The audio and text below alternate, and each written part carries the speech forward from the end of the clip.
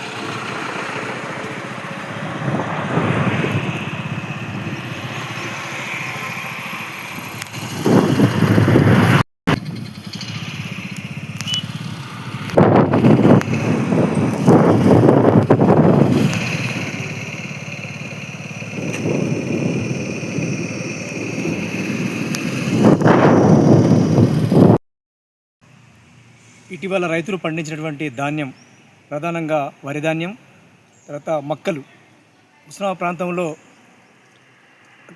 అనేక నిల్వలు ఉన్నప్పటికీ రైస్ మిల్లల్లో దిగుమతి జరగక రైతులు ఇబ్బంది పడుతూ ఉన్నారు. లారీల యాజమాన్యాలు, తర్వాత ట్రాక్టర్ యాజమాన్యాలు అనేక ఇబ్బందులు గురవుతున్నారు. ఈ విషయంలో ప్రభుత్వం ఒక ప్రత్యేక చొరవ తీసుకోవాలని మేము ప్రభుత్వాన్ని డిమాండ్ చేస్తూ ఉన్నాం. ఎందుకంటే రైతులకు సంబంధించిన ధాన్యం కొనుగోలు జరిగిన వెంటనే కాంటబెట్టిన రోజు రైతులకు డబ్బులు చెల్లించాలి. ఎందుకంటే గత ప్రభుత్వం నిర్లక్ష్యం చేసింది కాబట్టి ఈ కాంగ్రెస్ ప్రభుత్వాన్ని ప్రజలు ఏరికోరి ఎన్నుకున్నారు.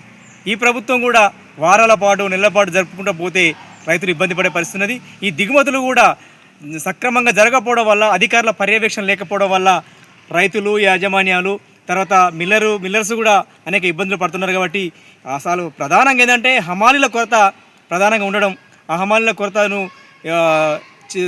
నిర్వహించేందుకు సంబంధించిన అధికారులు, రెవెన్యూ అధికారులు, తర్వాత ఈ జిల్లా అధికారులు వెంటనే స్పందించి ఈ దిగుమతులను వెంటనే తీసుకోవాలని చెప్పి సిపిఐ పార్టీ వైపున డిమాండ్ చేస్తున్నాం. లేకుంటే పెద్ద ఎత్తున ఆందోళనకు సిద్ధమైందని చెప్పి ప్రభుత్వానికి హెచ్చరిక చేస్తా ఉన్నాం.